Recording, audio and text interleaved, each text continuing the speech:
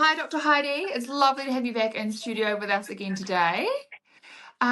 Super excited today because I really want to talk about something that's super important in dogs' life because it also helps with their longevity. It just helps with their personal happiness. And I get so sad when I see dogs like this because I just know it's not the way. But yeah, we're going to talk everything about dogs' weight, their weight management, how you can sort that, their metabolism, things we can feed them, things we should be doing. So yeah, shall I jump into it with our first question? Hit me with what you've Right. got. Okay. Well, our first question, and it's quite a stock stand. I feel like some people won't think this. They won't think their dog's overweight, but I've been in this camp before. How do you know if your dog is actually overweight? Well, if you think your dog is actually overweight, the answer is they probably are overweight. Yeah.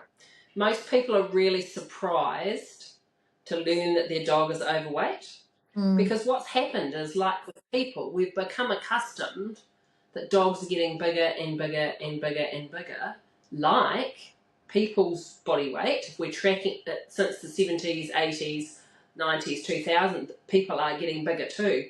So our normal has kind of become accustomed to something that is actually not normal. So Yeah. a healthy dog should have a visible waistline. So when you stand above them, they should dip in at the middle, have a little waist. Their tummy should come and tuck up into their abdomen. Their ribs should be easily able to be felt, not necessarily seen like a toast rack, but when you run your fingers along the side of their chest, you should be able to feel the bone of the rib, so it's not covered with an inch of fat. And they should have good muscle tone over their shoulders, over their back, and then down over the back part of their hindquarters. So if your dog has no visible waist, their belly hangs down low, not tucks up into a tight abdomen like a wasp, you can't feel their ribs, or you grab the side of your dog and have a jiggle and it's 2 or 3 inches, they're panting, they're reluctant to exercise, they're slower, the chances are that your dog is overweight. Yeah. It's I've been in this camp before. Like, you can wear the rose tinted glasses, you look at your dog every day, you don't think that they're chunky, you take them to the vet scales, which are the be and end all, and they're a little bit overweight. And then And I there's the remember number, there's the 51 kilos. yeah, there's a number. And I remember, like, I've been in this camp before where I thought Jax was absolutely fine. A vet nurse came around for a drink and I said, "How do you think he's looking?" And she goes, "He's a bit chunky." And I was like, I'm so offended. We're shocked. We're I'm personally like, offended. I am like not talking about my No. baby like that. And then I was like, and then I looked, my rose glasses came off and I was like, you know what? He is a bit chunky. And now he's like Yeah. a trim 18 kgs for a Steffi and he's super muscular. Like, Marvellous. we're like, beautiful. Yeah. But it's like, you sometimes just need that little bit of shock of reality. And I guess I wanted to cover this off. Why is carrying extra weight so dangerous for the dog long term? So visceral fat, excess fat in the dog, leads to a number of health issues and reduced longevity for your dog. So if you want your dog to live a long and healthy life, we know that obesity is negatively correlated with how long they're going to live. So they're more likely to get arthritis, they're more likely to get joint disease, they're more likely to have a shorter life, become diabetic, have difficulty breathing, because if you imagine they thickened and fat up through the neck, so if they're brachycephalic like a pug or a box or a mastiff, they've already got a compromised airway. So if you put a big chunk of fat in and around their neck, it closes off their airway even more. And their mobility is reduced. So it's really hard to get those joints going through a nice big range of motion if you're lugging around 20% more body weight, 30% more body weight. I see dogs with 50% excess body weight coming into the clinic.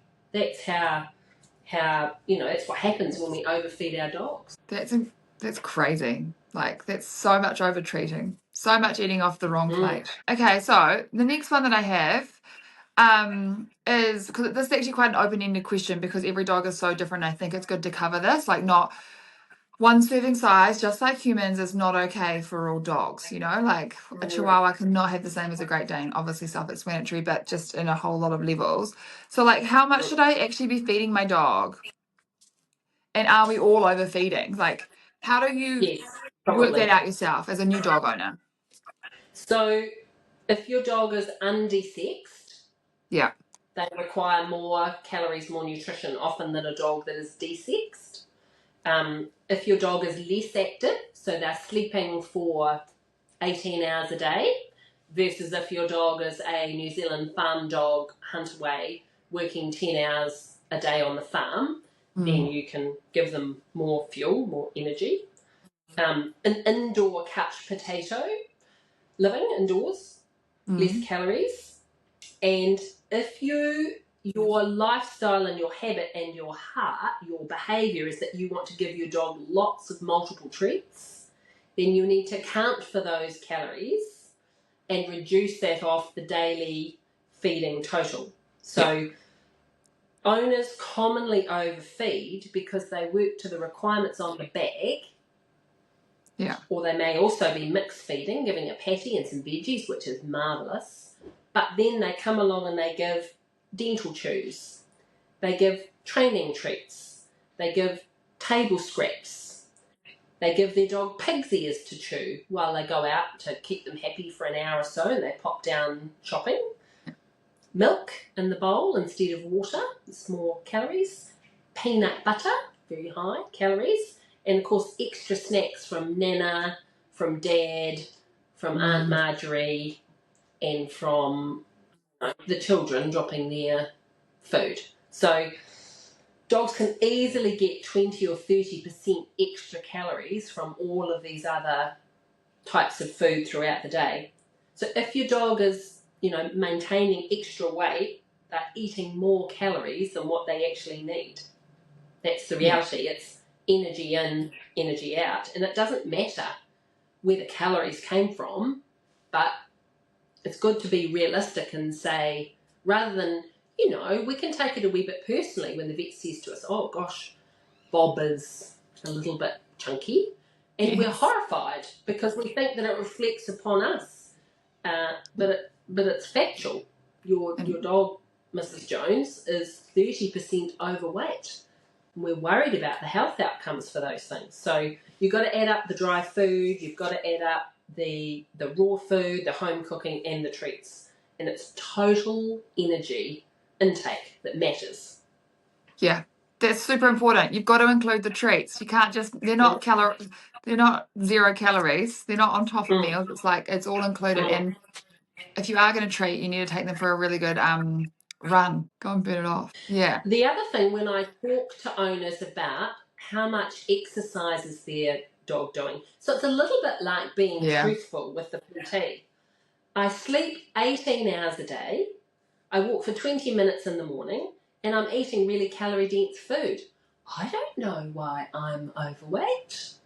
Well, it's pretty obvious. It is. So when we say, oh yes, I take my dog for a walk, it's 20 minutes out of 24 hours. You're feeding them as if they're working farm dogs, zooming around like an athlete all day long, 10 hours a day. They're not. They're asleep while you're at work. And then you're only giving them a 20-minute walk. So we need to balance those things up and not take weight gain personally. Yeah. Try and see it as something that, you're on the same team trying to achieve the same goal, which is health and longevity for our much-loved pets. Exactly. No, I think all such valid points, and so important to listen to and hear that it's not personal. It's just where your dog's at, and changes can be made. And it's like, they're quick. Changes are easy. So what's the difference between a dog that's overweight because of a diet, like wrong diet, versus an underlying health issue like a thyroid problem? Like, how would you help that? So most overweight dogs are overweight because of calorie excess and inadequate exercise. But dogs that have got weight gain from a metabolic condition, like thyroid disease, will have other symptoms.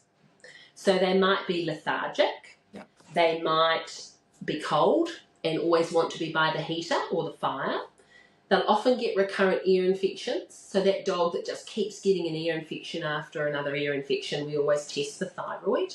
They may have recurrent skin infection, staph dermatitis, that they just don't have enough immunity to fight that recurrent infection because their immune system is actually suppressed.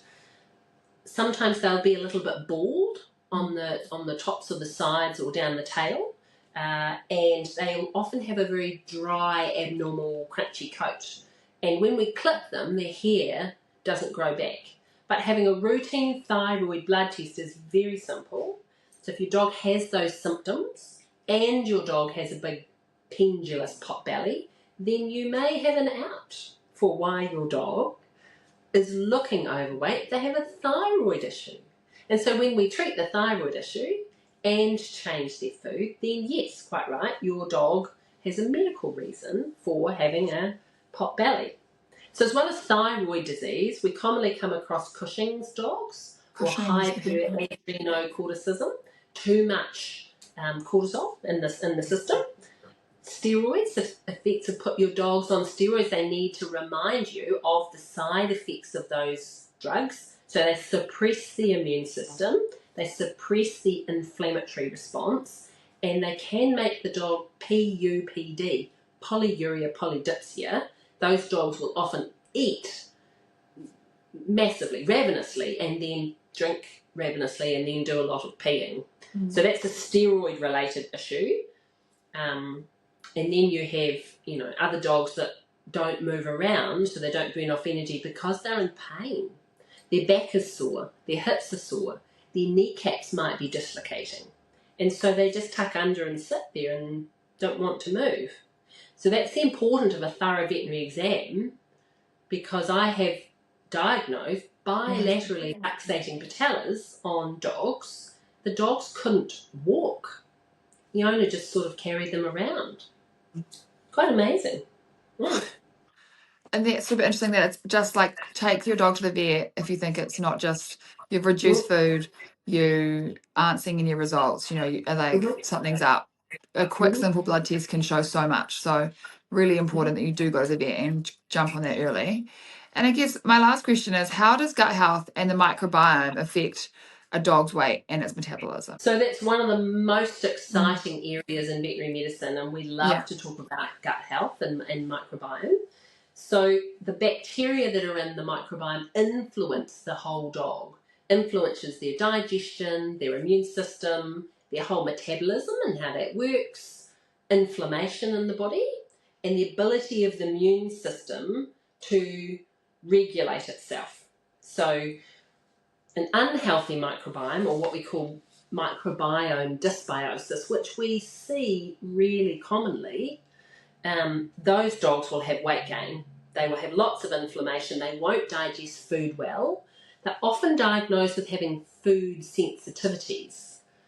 But the root cause, the gut cause at the end, is that the microbiome is not functioning normally. So address the gut, address the diet, get the microbiome working properly, and then they become more efficient, basically, at extracting calories and from food. And they digest that food better. So they're getting the vitamins and the minerals and things they need out of that food. You can have two similar dogs eating a similar diet, but if one has a healthy microbiome and one has a dysfunctional microbiome, those dogs will look quite different. Yeah, the signs that microbiome is out of balance is things like flatulence or gas, licking their paws, recurrent ear infections, recurrent skin infections, poor coat quality. They look like they've gained weight, but they may also have lost weight if they can't digest food properly, because they simply don't have the right little microbes in their army to digest that food properly. You may smell halitosis or bad breath, and that's coming up from the gut system. You think, gosh, my dog's breath is terrible, smells really bad, but if you've checked their teeth and they don't have tartar, that might indicate that their microbiome is out of balance. The biggest thing that I would advocate for as a holistic vet is that these are the dogs that suffer from chronic inflammation in their body, and food sensitivities. That's a hallmark sign that those dogs' microbiome is out of balance. Yeah. And then obviously to realign your microbiome, you can take Doggy Daily. But then if you have got those symptoms, you need to be looking at what you're feeding. Once again, like balancing the food, fresh food, veggies, really looking at the labeling, as we've talked in other podcasts about what's in the food. Like, is this the right food for my dog? All good things to be looking for. Yeah. Very good. So quality protein. Yeah. Fish, eggs, scrambled eggs. If I could advocate for one thing, if your dog has sensitivities, and obviously not dogs that are allergic to eggs, but all other dogs, which is most dogs, scrambled eggs for breakfast with some spinach and some parsley or some leafy greens on there and some Doggy Daily mixed in. It's a great delivery vehicle for getting a little bit of salmon oil, a little bit of Doggy Daily in there, and that will really support their microbiome balance and therefore healthy weight through gut health. Popping some pumpkins, some leafy greens, some carrots, all of those natural whole foods, some sardines. I saw the most beautiful photograph of a dog's bowl on your Instagram, I think it was this week. Gosh, it looked marvellous. We get some gorgeous bowls come through. I think, it was like, honestly, stunning bowl. I know they eat better than I do. Sardines and a little love heart on it. I thought it was a piece of art. Just trying to busily look at what they were putting in their bowl. I thought, wow, that's a true piece of art. So avoiding all of those extra processed treats. Yeah. Probiotic food. Yeah. Things like our kelp, 53 vitamins and minerals and sea vegetables and kelp, and leafy greens. Yeah. All of those things are great vet tips for a dog whose microbiome needs to really crank it up so that you have a strong immune system. 90% of their immune system is in the microbiome diversity of the gut. Those bacteria produce the B vitamins that you need for the gut-brain axis to drive neurotransmitters in the brain, serotonin, dopamine, so the dogs are happy and the dogs are relaxed.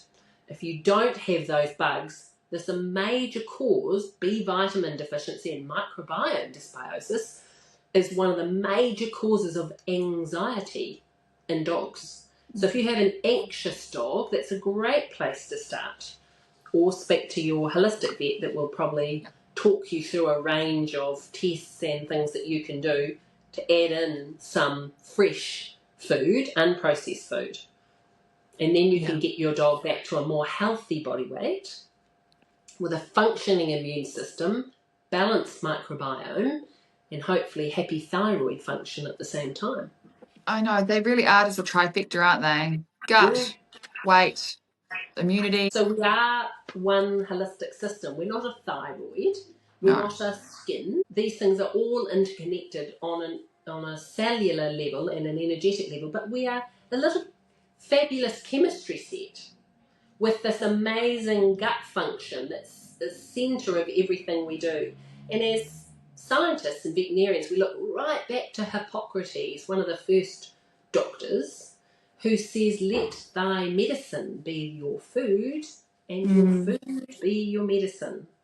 Because eating whole food is the body recognises that chemistry set and you'll get an appropriate response. If you put synthetic things in your body, it may look like the body should know what to do with it, but if you have an ant that won't eat a certain food because it might be laced with fake sugar substitute like aspartame, they will not eat that food. They drop a lolly on the ground with aspartame and the ants won't eat it because their senses know that's not nutrition. That's not something that we recognise. So in many ways, animals have senses that we don't understand. So if your dog's not wanting to eat food, that might be giving you feedback that you need to mix it up a bit and get a bit of interesting things in the bowl that the dog would recognise as food. That's super interesting. I know I've definitely been to places before and I'm like, what's all these biscuits in this bowl? They're like, oh, my dog just grazes throughout the day. And I'm like, that's unusual. My dog wolfs his food down like crazy animals.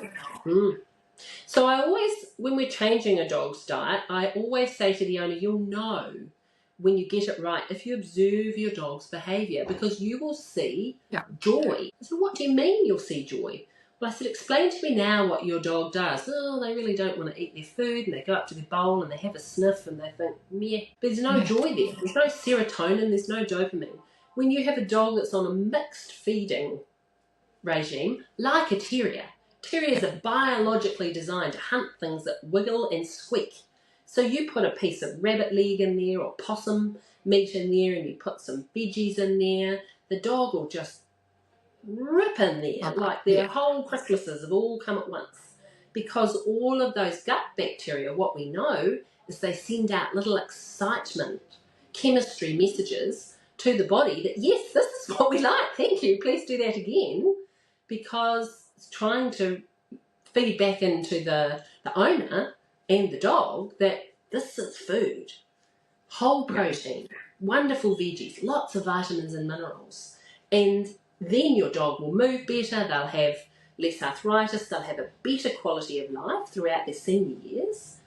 And keeping your dog at that ideal body weight is one of the most powerful things you can do as the owner of that dog. It's a challenge for all of us, but it's the best thing when you get it right. Gold star from the vet, and people are very happy with themselves when they've had an overweight dog. They've really diligently listened and worked together as a team to get their dog back to the sculpted version of a lean body mass, and then people feel very happy. So it's very achievable, and we need to shift our current norm, which is abnorm, pudgy, overweight, difficulty breathing, back to the lean, mean, fit machine that we all want for a happy, healthy dog. Oh, we totally do. Well, those are all my questions, Heidi, and it's been so good chatting again about this. I've learned so much as well again, just about sizing, what to feed, obviously reading the back of the label, just checking everything, like what it might have been once before, or things can change. Like pick up the label on the back of your food you're feeding and recheck it. It might not be the same as what you thought it was. Yeah. I'm always surprised, every now and then they sneak things in. Yes. Costs have gone up. Fillers. And so what's happening is sometimes food companies are reformulating and sneaking lower quality ingredients and not necessarily indicating an ingredient change on the bag. So just because your dog has eaten one type of food for a long time, we call that monofeeding. I wouldn't advocate for that anyway. No. But check the bag, and if your dog suddenly goes off that food, have a change. Go to a different brand, mix it up, add in some fresh things. But the dog's behaviour is trying to give you signals, and if you're open to reading the dog's behaviour, it should tell you everything you need to know about whether or not eating that food is joyful. Yeah, and it should be. That's all from me. That's awesome. Thank you so much, Dr. Heidi. And we will see you again next week. Look forward to it. Bye, Sammy. No worries. See you. Bye. Okay, bye.